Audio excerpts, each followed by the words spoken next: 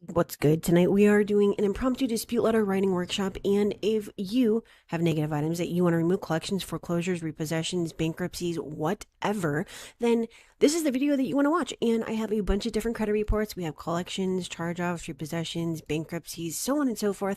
So what you are looking for is going to be in this video, and it's going to be covered. And at the end, I'm going to show you how this can also work using factual-based disputes with Live Letter, which is a Google Sheets tool that I created just for you, as well as introducing you to my brand new credit repair suite. And this is a credit repair software, and it does actually import IdentityIQ credit reports, right? So that launch is going to be coming very, very, very soon. I do have a contact request here for that, and you're going to get the links down in the description to that. But we're going to go and get started. We have, like I said, a bunch of different credit reports, and obviously the first thing that we want to do, and let me just get rid of this thing right here in my automation. Okay, so the first thing that we're going to do is we're going to put our information on here. You know that part, so let's just go and put that on here already. So we have name. If I could put my fingers where they're supposed to go on my keyboard, just 1 second. We have name, address, we have social and date of birth, and then obviously we're going to skip a line. We're going to put the date, and yes, you are putting today's date. Don't fight with me about backdating. If you didn't watch that video on that tactic not working, then you should probably pause this video, go back and watch that. Okay, now you're going to put the recipient here. So this is going to be like Experian, or it's going to be Equifax. Now if you don't know why I have that automatically popping up, you're going to want to watch my workshop coming out for the time machine. Okay, now let's get rid of Equifax and TransUnion. We're going to leave Experian on here, but it's going to be whoever the recipient is. And I'm just going to format this real quick. We're going to put 0 spaces. All right, so we have our recipient, our date, and our personal information. Now, pausing there, you don't only need to have your personal information, you also need to have copies of your actual identification, right? We've already gone over this. These are the basics, right? You're going to have to provide your identification, such as driver's license, state ID, military, passport. You also are going to want to provide a copy of your proof of address, like utility bill, cell phone bill, voter's registration, so on and so forth, and a copy of your social. Now, why would you want to provide that? Well, remember that the bureaus are in the business of stopping you from getting results, because this is how they make money, right? So you don't want to give them that extra leverage to just send you a stall tactic and say that you did not provide the required documentation. All right, now the first thing that we want to do is we want to write our first paragraph, and I'm going to make this really, really simple. I already have one saved as an automation, so let's do independent, if I could spell correctly, independent investigation. We're going to keep that on there. Now, here's the magic. You have to remember, it's not in the letter, it's in the dispute reason, right? So let's go, and we're going to put all of our disputes on here. So as you can see, the first one on this credit report is actually going to be CB Indigo. Okay, so what we're going to do is we are going to find the reason that this account needs to be removed. All right, and let me see if I can make this just a tad bigger so that you can see it if you are on a mobile device. All right, okay, so that looks pretty good right here. Now on this one, let's go and look at the open date. It's 2018, so I may or may not want to remove this just based on the open date, but looking at the payment history, I am going to have to remove it, because you cannot remove 120-day late payments. You can remove, like a handful of 30s and 60s and possibly a 90, but there's no way, no how that you're going to get rid of this 120-day late. So we need to find the reason that this account needs to be removed. Okay, so let's first look at the date last active, and I'm looking at credit reports with IdentityIQ. And if you don't have IdentityIQ, it's a credit monitoring site. I have all of my clients use it because it provides me the information that I need to get them results. Use the link in the description, you'll get a discount, and just so you know, that is my affiliate link, so you'll get it at $21.99 per month instead of $29.99. Now on this account, we do have something to work with here on 2 bureaus, right? Not all 3, but you can possibly use all 3. We have 9/14/2021, 6/1/2020, and 9/1/2021. So I'm going to tell you right now that Experian is more than likely reporting the date last active. And I'm going to tell you why. Not only because I'm looking at the payment history, but also because the older date is normally the accurate one. Okay, so this is why I said you may or may not be able to use all three bureaus. So on this account, we're going to again get rid of my automation here. We're going to say for CB Indigo, and you're just going to put the creditor name. You're going to put the account number. So you're going to put the entire account number the way that you see it on there. You do not need to put any X's on there or anything like that or stars. We are going to say delete this account because the date last active is reported with 3 different dates. And then we are going to put Experian 6/1/2020. And then this is what factual disputes means, right? We're taking that information directly off the credit report. We're not coming up with anything. We're not pulling stuff out of a hat. We are literally using the actual evidence that we have available to us, okay? The same as an attorney would in a court of law, okay? So that is all you have to do for that account. Now, why am I choosing this? Because it has the biggest impact, okay? So if you don't know what that means, you may want to go look at my videos on the hierarchy, right? Because we have certain things that are more important than others, such as date last active versus open date, right? Okay, so now my second follow-up dispute reason, just so you know for planning purposes, would be date of last payment. We have 9/8/2021, 7/5/2021, and 9/1/2021. Okay. You can also go after the payment history. Okay. And there's one more thing that you can go after here. Actually, no, I'm going to leave that because it's open and it's not closed. So for payment history, you can look at November 2019. We have OK 30, and then we have a little bit of a convoluted history here between December 2019 and February 2020. So I'm not going to spend that much time on the rest of them, but I wanted to point out what it is that we're doing. Now on this account, we are going to update it, okay? So again, we are going to put creditor name, which is going to be Boeing, Boeing ECU, put the account number 2010220, and we are going to say, let's go check it out. We're going to choose the oldest late payment, which is October 2019, and we're very simply going to force them to remove the account by inability to legally verify late payment. I'm going to say force them very simply because there's no way to legally verify late payment without them actually furnishing a copy of the data furnisher's bank statement, and they're never going to provide that information to you. So that is why you cannot legally verify a late payment. This says October 2019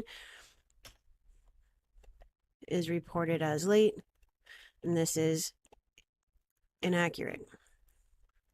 Update this account to paid on time, never late, for payment history and accuracy. Very simple, okay? We're not putting any magic numbers and dates and laws and all that kind of stuff, okay?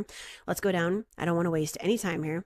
Okay, so telecom self-reported. Now, just so you know, sometimes, most of the time, these actually report as collections. This one, for whatever reason, I don't know what it is, but look, I'm going to prove it to you right here. Account type detail. It says unknown credit extension review or collection. This does not report as a positive account. It looks positive. You put it on there because it's supposed to be positive, but this word right here actually makes it show up as a collection on your credit report, and it's going to work against you with your credit score. Okay. So for telecom, I use the same reason all the time for telecom, just so you know. We're going to say telecom self-reported. Then you're going to put that really long, what do you call it? The account number 9082198F. We're going to leave it at that. This is not a collection. And then we're going to say, please update this account type or status to paid on time. Super simple, and if there are multiple ones, normally there are at least 2 of them, you're just going to duplicate it, okay? So nothing special on that. Same thing for utility self-reported. As you can see, it says unknown credit extension review or collection. Do the same thing. Let's go down to the next one. This one is good. This one is good. These are good. We are only disputing our negative accounts on here. So let's go down to Credence RM. This is a regular collection. And you're going to use the validation of debt as well as dispute this with the bureaus as unknown and force them. And again, I'm using the word force because I'm not going to be able to force them to provide documentation that proves ownership of this account. Now, this reports as a collection charge-off. It is not a charge-off. It is actually a collection. So this account is unknown. Delete. Now, you can also say remove this unverified account, right? Okay. Now, the next account is not a regular collection. This is actually a debt buyer right here, Midland. So this has to be disputed a very specific way because we are not disputing directly with them. So for Midland, 30496, we are going to look at the date last active right here. Look at that. Date last active. We have two different dates. So on this one, as I mentioned, we're going to use date last active. So let's go back over to our letter, and we are very simply going to say delete for inaccurate date last active and add those dates in. So remove this account for date last active inaccuracy. TransUnion report 9/14/2021 and Experian 5/1/2020. Okay, so for national credit systems, this is going to be disputed the same way as credence because it is a regular collection. Same with consumer adjusters, adjustments, whatever. Credit management, same thing. Portfolio is going to be disputed the same way as Midland. We are going to look for the inaccuracy on here, and we have 8/29/2021 and 5/1/2018 in the date last active. Your next one would possibly be date last reported because this was actually disputed in September. They didn't update it with TransUnion, which means that it wasn't disputed or investigated, excuse me. All right, Grim collection is going to be the same thing as the other regular collections. And then this one is positive, this one is negative. So let's go and look at this one. So something jumps off the page here. Two different things. If you look at date last active, we have 1/2020, 1/2020, and 11/2019. And then if you look at the payment history, we have all of these charge off, right? So there shouldn't be anything after this account was closed. It looks like this account was closed January 2020. So we are going to dispute that as such. Now, reporting charge off is activity on this account. Okay, it's basically saying that you were late because there was a balance up until actually there still is a balance. Now this is why you're going to see all these charge offs reported here. It's very simply because there is a balance. If there were if this account had been paid, you would not be seeing that.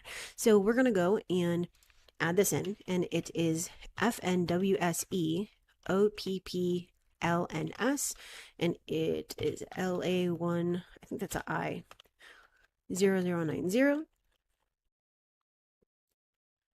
Let's do something as simple as disputing.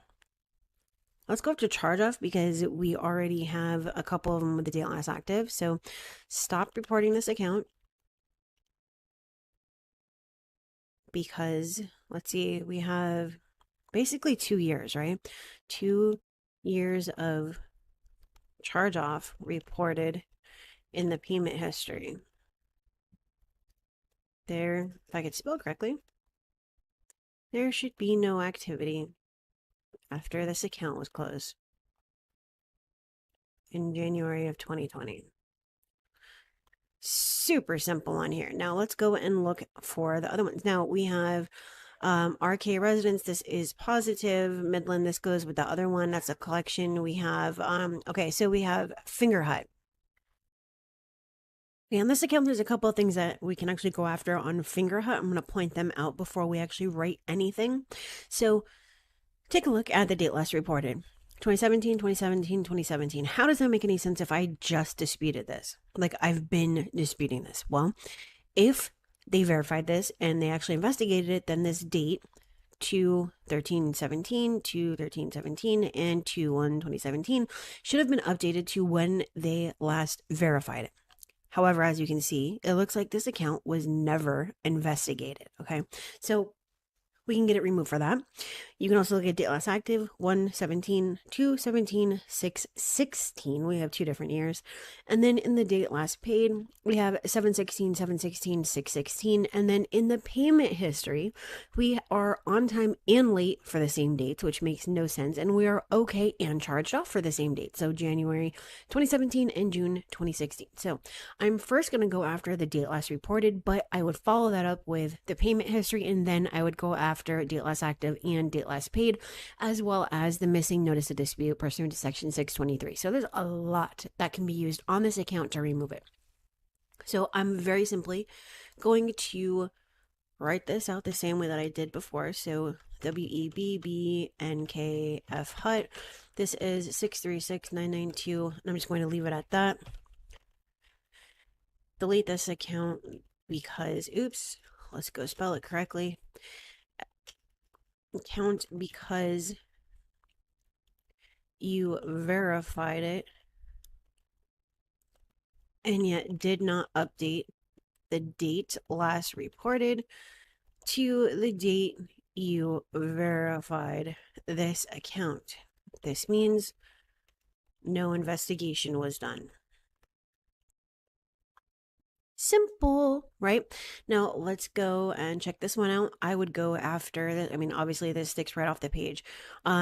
I'm seeing what I am going to use, but you can go after all of these charge offs here. You can go after the date last paid, 1/2020, 1/2020, 10/2016. You can go after the high balance 21,666, 21,666, 15,319, and you can go after date last active 1/31/17, 1/1/2020, and 10/1/2016. Now, because there are 3 different years, I'm going to use date last active. I would follow that up with the high balance, and then I would go after all of these charge offs listed for 2 straight years. Okay, so we're going to go write it, and our dispute reason is very simply going to be flagship credit, and this is 9306310.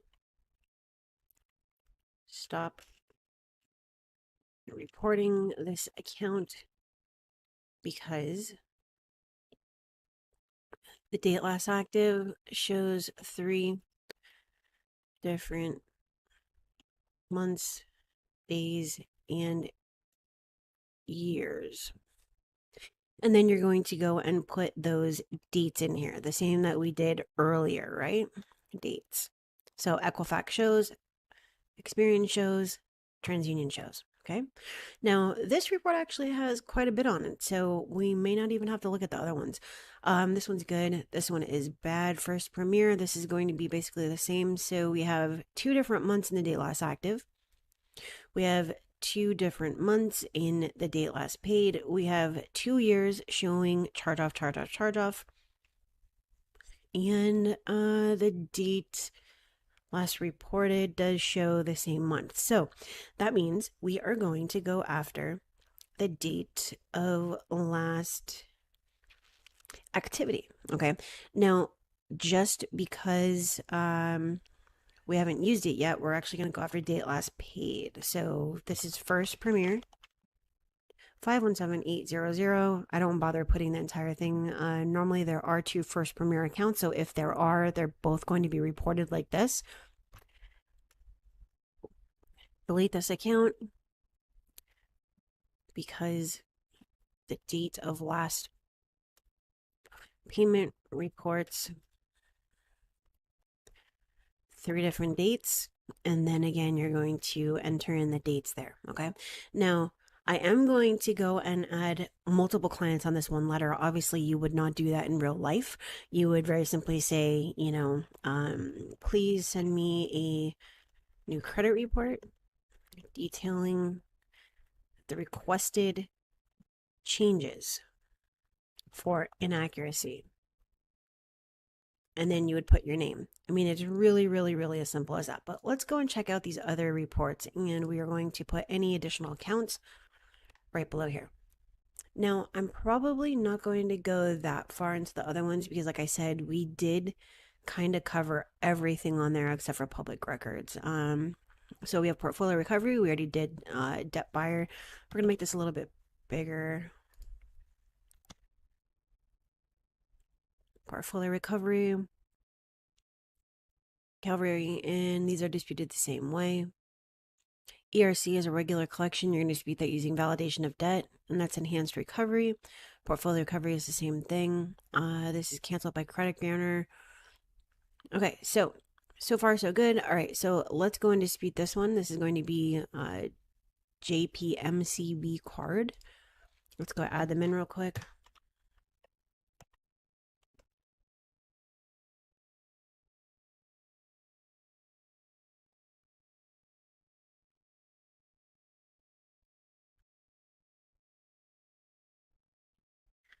Okay, so obviously there's a lot going on here. So let's go check this out. We have a whole horde of charge off, charge off, charge off. We have a bounce of 32.49 across the board.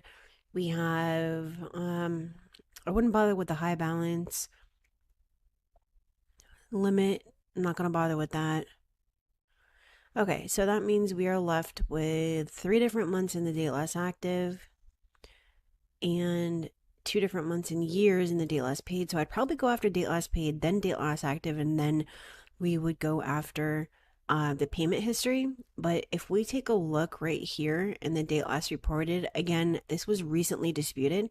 They didn't put that on there, but even more importantly, in the comments, it does not state that it was disputed by the consumer. So we are going to use that as our dispute reason.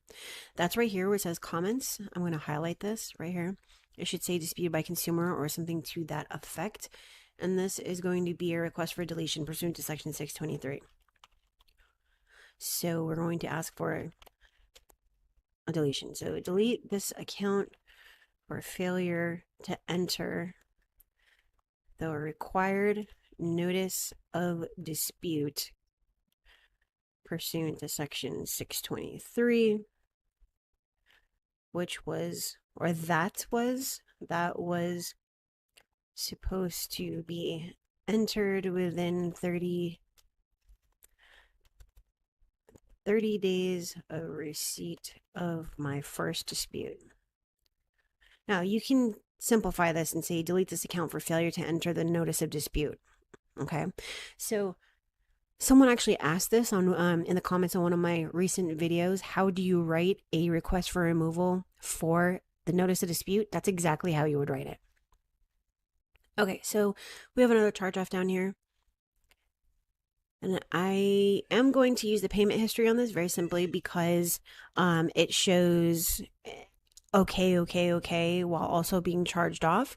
So the way that you would handle this is Equifax has a tendency on non-Equifax reports to report as okay, even though it is not. So we can use this to basically state that the account is reported inaccurately and then get it removed. Okay, so let's go and dispute CCB Ulta, and this is 57809. This is probably going to be the last one on here, and I am going to show you how to dispute a bankruptcy, though. So we're going to say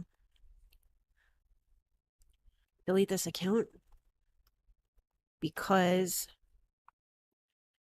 each bureau reports different payment history.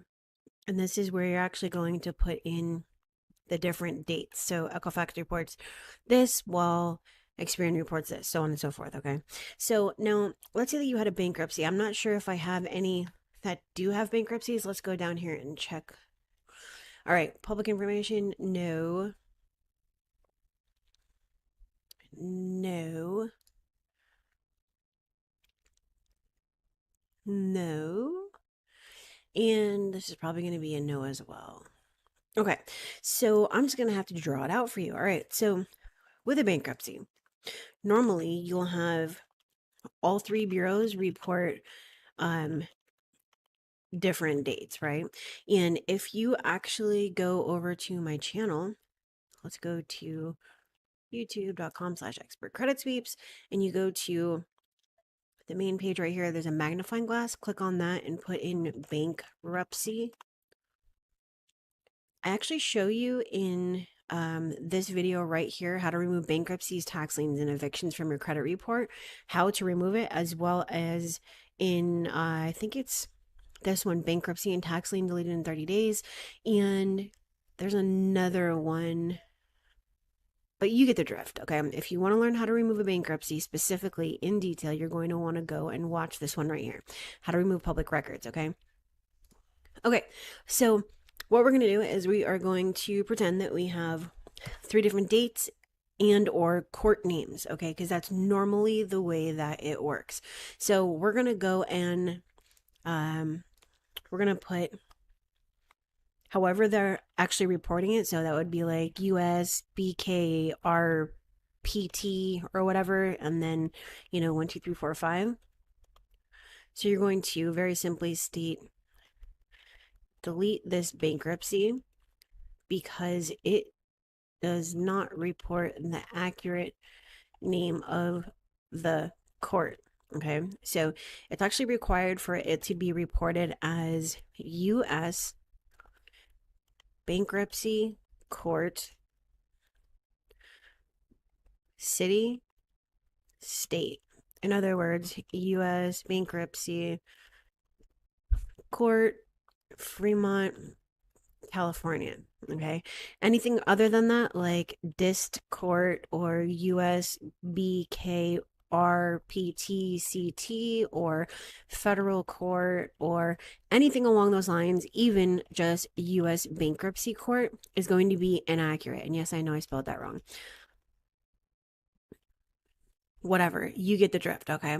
So it should only report this way. Anything else outside of that is going to be wrong, okay?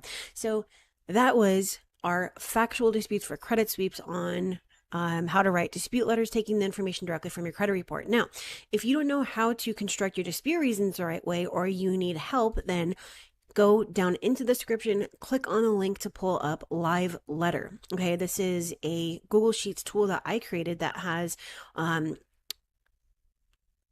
lot of cool stuff. I mean, I just totally got tongue tied. But anyways, you have your CRM right here. You have the help desk where you can find the tutorials, and you're just going to add your clients in. You're going to choose what type of letter you want to create, like Equifax, Experian, TransUnion.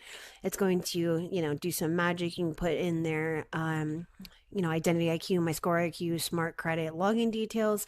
You can even clear the boxes on here in case, like when you can only have one letter checked per client, or excuse me, at a time. So if I'm working on this person, then I want to, click on their boxes so it shows up on the print page, because otherwise it won't.